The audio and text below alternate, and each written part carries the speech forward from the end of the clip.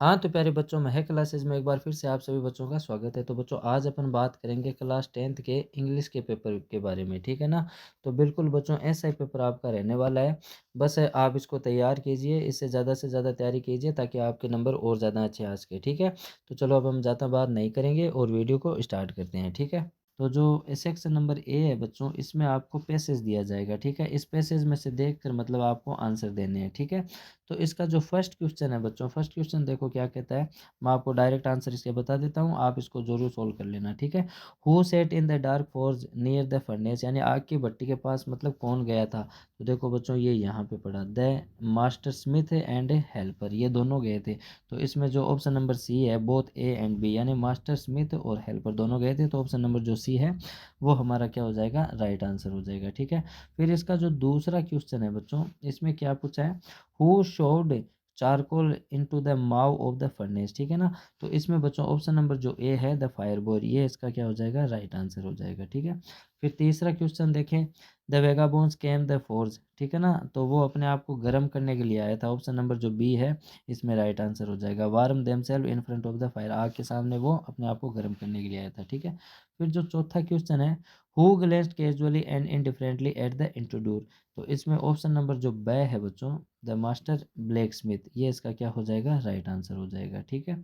फिर जो पांचवा क्वेश्चन है, इसके अंदर हमें क्या पूछा है, विच मीन पूछा है, ठीक है, किसका, नेस्टी का। अब नेस्टी का मतलब क्या होता है, बेकार, खराब, ठीक है ना, ये होता है। तो इसमें ऑप्शन नंबर जो ए दिया हुआ है, पेरस्पायरेशन, ठीक है ना, इसका मतलब पसीना होता है। तो पसीना कोई अच्छी चीज़ तो होती नहीं है, ठीक है ना, वो इससे रिलेट करती है, तो ये हमारा राइट आंसर हो जाएगा, ठीक है। फिर जो छठा क्वेश्चन है, which of this word from the passage is the antonyms of cool. अब एंटोनम्स का मतलब क्या होता है बच्चों, उल्टा, विलोम, ठीक है ना, विलोम पूछा है हमें, ठीक है, किसका, कूल का। अब कूल का मतलब क्या होता है, गर्म, तो वारम का मतलब, सॉरी, कूल का मतलब क्या होता है, ठंडा, तो वारम का मतलब क्या हो जाएगा, गर्म, ठीक है, ये इसका ऑपोजिट वर्ड हो जाएगा। फिर जो क्वेश्चन नंबर 2 है, इसमें भी मतलब आपको पैसेज ही दिया गया है, ठीक है ना। तो इस पैसेज में से हमें आंसर देखकर मतलब देने हैं, ठीक है। तो फर्स्ट क्वेश्चन देखो क्या कहता है, what service has Pandit Ravishankar done for the country, मतलब जो रविशंकर पंडित थे, उन्होंने देश के लिए मतलब क्या सेवा दी। तो इसका आंसर बच्चों देखो ये यहाँ से हो जाएगा, जो फर्स्ट लाइन है इसी में हमें दिया हुआ है, ठीक है ना। ये रहा, Pandit Ravishankar the brilliant sitarist has done a single service to the country by carrying the banner of Indian museum across the world, तो ये यहाँ तक हो जाएगा, ठीक है, फर्स्ट का आंसर। फिर जो अगला क्वेश्चन है दूसरा, वाह title has Pandit Ravishankar earn for the promoting Indian music, यानी जो इंडियन म्यूजिक से रिलेटेड जो भी वो वर्क करते थे, तो उसमें उन्होंने मतलब उसका टाइटल क्या था, टाइटल हमें पूछा है, ठीक है ना। तो इसका आंसर देखो बच्चों ये रहा, मतलब उन्होंने क्या कमाया, ठीक है ना। तो ये रहा दूसरे का, ये यहाँ से है, the title India's musical ambassador, ये इसका दूसरे का राइट आंसर हो जाएगा, ठीक है। फिर जो तीसरा क्वेश्चन है वो क्या कह रहा है, when and where was Pandit Ravishankar born, मतलब ये कब और कहाँ मतलब इनका जन्म हुआ था, ठीक है ना। तो इसका आंसर हमें ये देखो ये दिया पड़ा है यहाँ पे, ये देखो ये रहा, born in Varanasi in 1920, Ravishankar began as a ballet dancer with his elder brother Uday Shankar troupe, तो ये यहाँ तक इसका आंसर हो जाएगा, ठीक है। फिर जो अगला क्वेश्चन है, ये जो चौथा क्वेश्चन है, why did he leave his brothers troop, यानी उन्होंने अपने भाई के ट्रूप को क्यों छोड़ा, ठीक है ना। तो इसका आंसर देखो बच्चों ये यहाँ से होगा, he left the troupe to learn, यानी सीखने के लिए क्या, सितार, तो सितार सीखने के लिए मतलब उन्होंने अपने भाई का जो ट्रूप था वो छोड़ दिया, ठीक है। तो बच्चों इसके आंसर आपको आसानी से मिल जाएंगे, ये पैसेज कोई हार्ड नहीं है। तो इसके जो लास्ट जो दो क्वेश्चन है वो मैं आपको बता देता हूँ, ठीक है ना।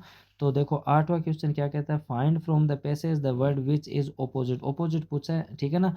तो डल का ओपोजिट हमें पूछा है, तो डल का मतलब क्या होता है बच्चों, मंद बुद्धि, ठीक है ना, ठीक है, मंद बुद्धि, ठीक है ना। तो इसका ऑपोजिट क्या हो जाएगा, ब्रिलियंट, ये आपको पैसेज के शुरुआत में ही मिल जाएगा, ठीक है ना, ब्रिलियंट, ये इसका राइट आंसर हो जाएगा।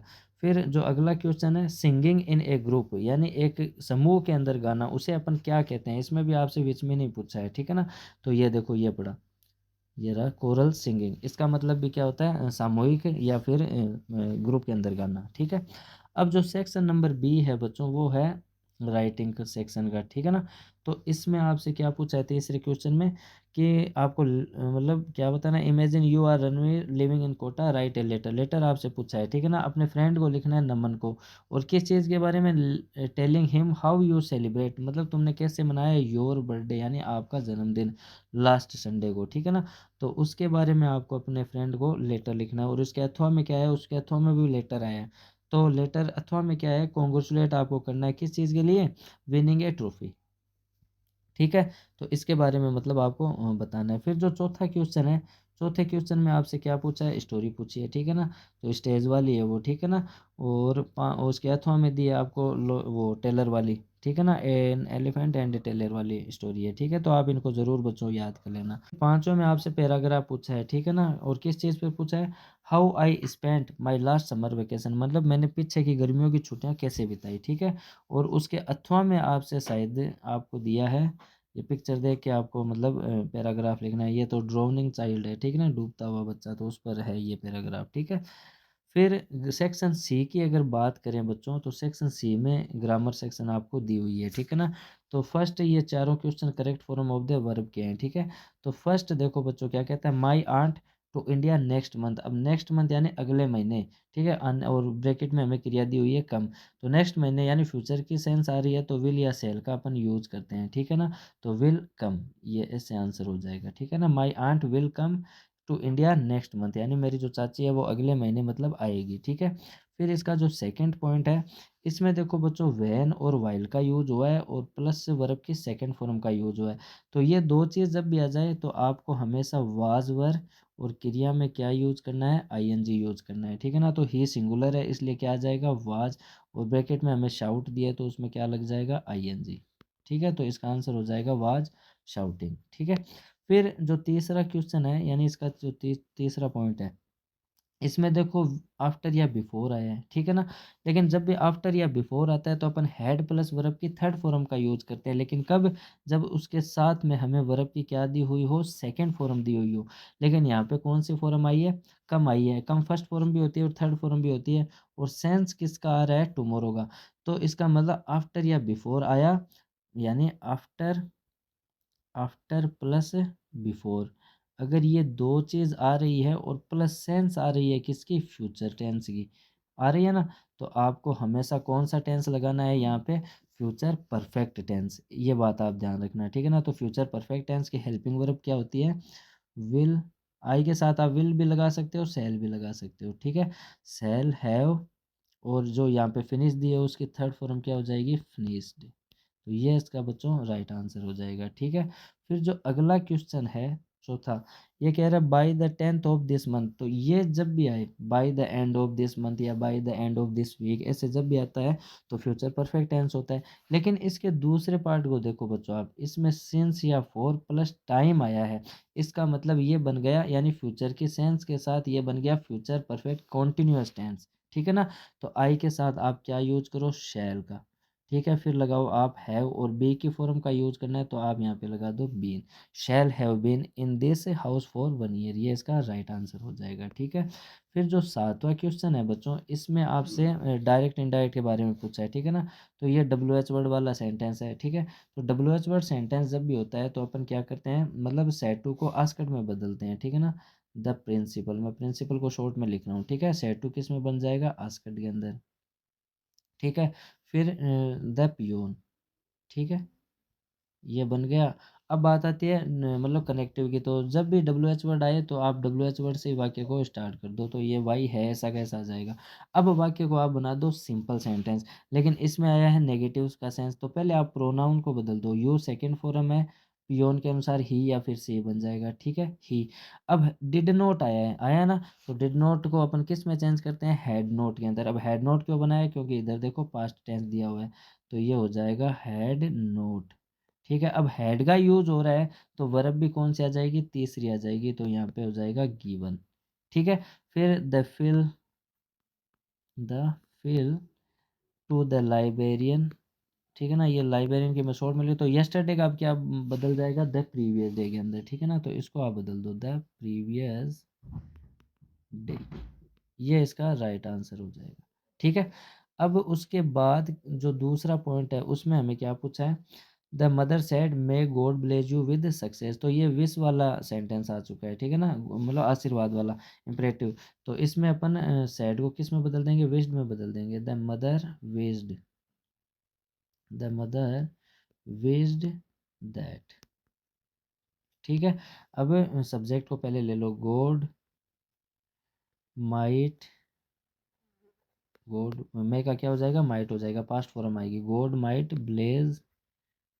ठीक है। अब ये जो मी है ये फर्स्ट पर्सन है ना, मी जो ये सॉरी यू है ये सेकंड पर्सन है, ये किसके अनुसार बदलेगा, क्योंकि माँ मुझे ही कह रही है तो मैं मेरे लिए क्या ले लूँगा, मी ले लूँगा। ठीक है ना। तो God might bless me with success, ये इसका राइट आंसर हो जाएगा। ठीक है। फिर अगला जो क्वेश्चन है उसमें आपसे पूछा है सब्जेक्ट वर्ब एग्रीमेंट के अंदर। ठीक है ना। तो फर्स्ट के अंदर बच्चों इज आएगी, क्यों आएगी, 50 किलोमीटर्स इज, ठीक है, is a long distance to go on foot, यानी पैदल मतलब 50 किलोमीटर पैदल चलना बहुत ज़्यादा दूर है। ठीक है ना। लेकिन अब इसमें इज क्यों आया, आर क्यों नहीं आया, अब द किलोमीटर्स है ना, लेकिन ये प्लूरल दिख रहा है, लेकिन ये सिंगल यूनिट मानी जाएगी बच्चों, इसलिए इसमें इज आएगा। ठीक है ना।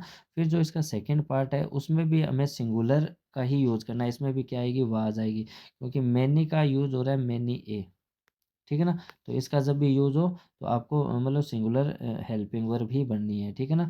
तो मैनी ए वर्कर मतलब बहुत सारे वर्कर। ठीक है ना। तो ये सिंगुलर यानी ये एक यूनिट है। ठीक है। तो इसके साथ भी क्या आएगा, was injured in the train accident. तो ये इसका राइट आंसर हो जाएगा। फिर जो 9वां क्वेश्चन है बच्चों उसमें आपसे क्या पूछा है, पैसिव पूछा है। तो हर फ्रेंड ये सब्जेक्ट हो गया, ये वर्ब होगी और ये रहा ऑब्जेक्ट। तो हमें पहले ऑब्जेक्ट चाहिए, अब हर जब इधर आएगा तो ये बन जाएगा शी। ठीक है। अब यहाँ पे वर्ब की सेकंड फॉर्म आ रही है और सेकंड फॉर्म आती है तो अपन करते हैं वाज वर्ब का यूज़। ठीक है। अब बीन बीइंग बी में से कुछ नहीं आएगा, वर्ब की क्या आ जाएगी, थर्ड फॉर्म आ जाएगी, ACCUSED, ये थर्ड फॉर्म यही होगी। ठीक है। सी वाज एक्यूज्ड। अब देखो आप ये इतना पार्ट अभी भी लगा सकते हो और बाद में भी लगा सकते हो, यानी she was accused by her friend of being rude, ये लास्ट में भी लिख सकते हो, और यहाँ पे पहले लिखना चाहो तो पहले भी लिख लो, ऑफ बीइंग रूड। अब आ जाएगा बाई और अब आ जाएगा सब्जेक्ट हर फ्रेंड, हर फ्रेंड्स। तो ये इसका राइट आंसर हो जाएगा। ठीक है। फिर दूसरा क्या है, दूसरे में ये रहा सब्जेक्ट, ये रही हेल्पिंग वर्ब, ये रही वर्ब और ये रहा ऑब्जेक्ट। तो मी जब इधर आएगा वो क्या बनेगा, आई। और विल या सेल में से आई के साथ अपन सेल लगाते हैं, विल भी लगाते हो तो गलत नहीं है। अब विल या सेल के साथ क्या आता है, बी आता है। फिर आ जाएगी वर्ब की थर्ड फॉर्म इनवाइटेड। ठीक है। फिर आ जाएगा ये जो लास्ट पार्ट जो बच गया है ये इतना। ठीक है ना, invited to her birthday party next month. फिर आ जाएगा बाई, यानी पूरा आके फिर लास्ट में वो बन जाएगा बाई राकेश। तो ये इसका बच्चों राइट आंसर हो जाएगा। ठीक है। फिर जो 10वां क्वेश्चन है उसमें आपसे पूछा है क्वेश्चन टैग। ठीक है ना। तो फर्स्ट देखो क्या क्या, सॉरी क्वेश्चन टैग नहीं, फ्रेम क्वेश्चन पूछा है। ठीक है ना। तो ये कह रहा है ही ब्रोक द विंडो, उसने खिड़की को तोड़ा, एंड एंटर द रूम, और वो कमरे में आ गया। तो हाउ से हमें वाक्य को जोड़ना है। ठीक है ना। तो ये आई गलत दे दिया। ठीक है ना। तो ये बन जाएगा हाउ। अगर आपकी सेकंड फॉर्म वाक्य के अंदर आ रही है तो डिड का यूज करो आप, हाउ डिड, फिर सब्जेक्ट आ जाएगा ही, हाउ डिड ही। ठीक है ना। How did he bro sorry inter, यहाँ पे आएगा how did he enter the room, और कमरे के अंदर कैसे आया, इंटर द रूम। ये इसका राइट आंसर हो जाएगा। ठीक है। फिर जो सेकंड है इसका पॉइंट उसमें आपसे क्वेश्चन टैग पूछा है। ठीक है ना। अब वर्ब की कौन सी फॉर्म आ रही है, सेकंड फॉर्म आ रही है। अगर एच भी आती है तो आपको दिक्कत होती नहीं। ठीक है ना। तो वर्ब की सेकंड फॉर्म जब भी आती है तो बच्चों अपन यूज करते हैं डिड का। अब ये पॉजिटिव सेंटेंस है तो नेगेटिव बना दो। अब ले लो इसके सब्जेक्ट को आई, तो डिडंट आई, ये इसका क्या हो जाता है, राइट आंसर। ठीक है। फिर जो 11वां है बच्चों, ये मतलब आपका लेंचो वाला पार्ट है ना, उसका मतलब पैसेज आया है। ठीक है ना। देखो where was Lencho's house situated, मतलब जो लेंचो का घर था वो कहाँ था, क्रिस्ट ऑफ ए हिल, यानी एक पहाड़ी की चोटी पर। What was the only thing that the earth needed according to Lencho, यानी पृथ्वी को लेंचो के अनुसार किस चीज़ की जरूरत है, तो ए शोवर, ये इसका राइट आंसर हो जाएगा। फिर where did the Lencho expect the downpour to come from. ठीक है ना। तो इसमें ऑप्शन नंबर जो बी है नॉर्थ ईस्ट, ये इसका राइट आंसर हो जाएगा। फिर जो चौथा क्वेश्चन है उसमें आपसे क्या पूछा है, which things were visible from the हिल, मतलब पहाड़ियों से क्या दिखाई देता था। तो इसका आंसर बच्चों देखो ये यहाँ पे पड़ा है। ठीक है ना। From this high one could see the river and the field of ripe corn dotted with the flower. तो ये पूरी लाइन जहाँ तक है यहाँ तक आ जाएगी। ठीक है। फिर उसके जो आगे वाला क्वेश्चन है, मतलब पाँचवा क्वेश्चन, ठीक है ना, कि what was Lencho doing through out the morning, यानी सुबह के दौरान उसने क्या करा, ठीक है ना। तो बच्चों जब आप इसको पढ़ोगे तो देखो ये, चलो मैं बता ही देता हूँ, ये रहा, throughout the morning Lencho who knew his field immediately had done nothing but see the sky toward north to east, यहाँ तक इसका ये आंसर हो जाएगा, ठीक है।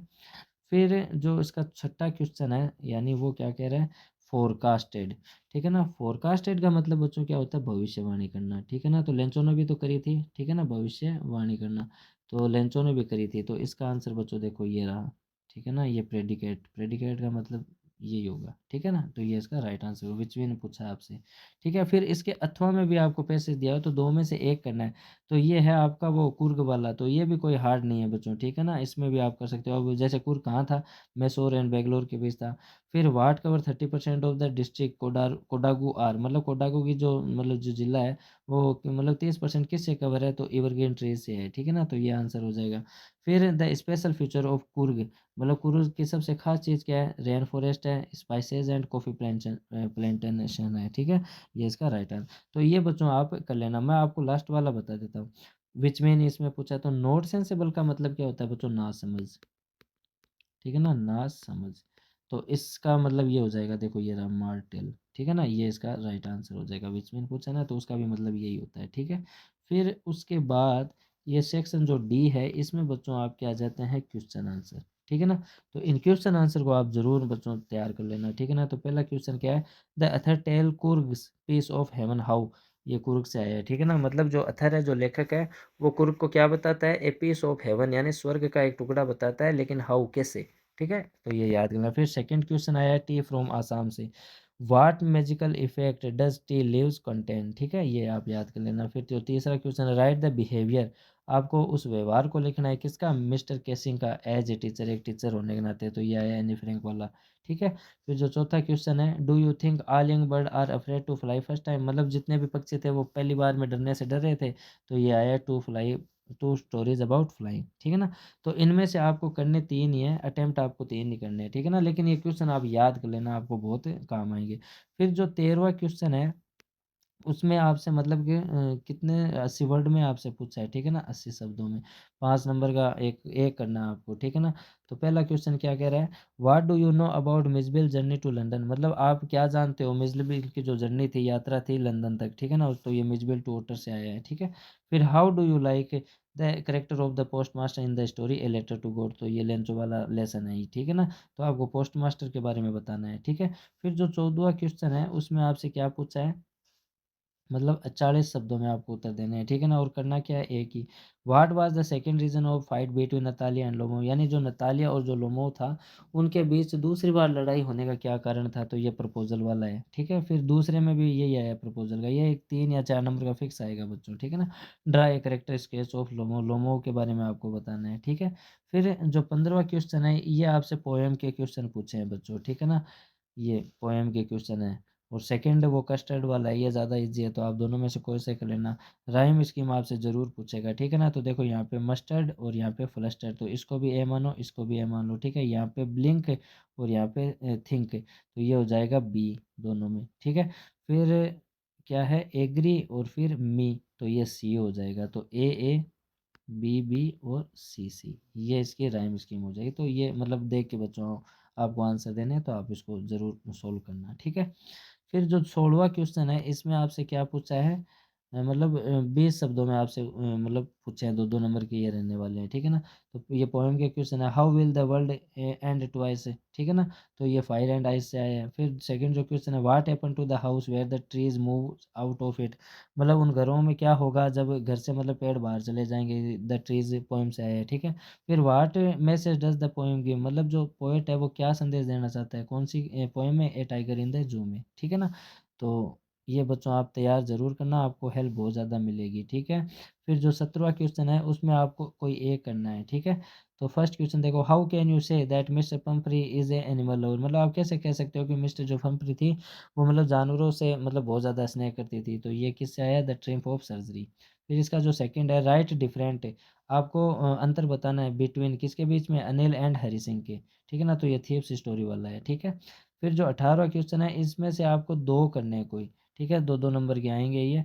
तो how did the Loisel arrange money to buy a new necklace, मतलब नया हार खरीदने के लिए लोज़ेल ने पैसों का प्रबंध कैसे किया? नेकलेस वाले से आया, ठीक है। फिर discuss the first day of school of Holi, मतलब पहले दिन का वर्णन करना है। जो होली का पहला दिन था स्कूल में उसके बारे में, ठीक है। फिर अगला जो क्वेश्चन है, do you understand that noodle is an ideal employee, मतलब जो नूडल जो था वो एक आदर्श एम्प्लॉयी था। ये क्वेश्चन ऑफ थर्ड से आया है, ठीक है ना। फिर जो 19वां क्वेश्चन है बच्चों, वो मतलब एमसीक्यूज़ का है, ठीक है ना। 3 नंबर का आपका रहेगा। तो फर्स्ट क्वेश्चन देखो क्या कहता है, who had pistol in his hand, ये आया मिडनाइट विजिटर से, मतलब किसके हाथ में पिस्तौल थी? तो ये जो ऑप्शन नंबर डी है मैक्स, ये इसका राइट आंसर हो जाएगा। फिर जो दूसरा पॉइंट है, Griffin entered into a big London store too, ये है फुटप्रिंट विदाउट फीट वाला, यानी जो ग्रिफिन था वो लंदन के एक स्टोर में चला जाता है। क्यों चला जाता है? वार्म हिमसेल्फ, अपने आप को गर्म करने के लिए, ठीक है। फिर जो तीसरा है, what was the name of the captain, मतलब उस कैप्टन का क्या नाम था? किसका? ओ मार्टिन स्पेक्यूरा, मतलब ये आया है the book that save the earth, तो इसमें ओमेगा होगा बच्चों आंसर। तो बच्चों ओवरऑल मैंने पूरा पैसेज आपको सोल्व करवा दिया है, तो लगभग ऐसा ही पेपर आपका रहने वाला है। तो बच्चों आप इसकी अच्छे से तैयारी करें ताकि आपके अच्छे नंबर आ सकें, ठीक है ना। अब अपन कुछ और मतलब पेपर्स के साथ मिलेंगे, तब तक के लिए बाय।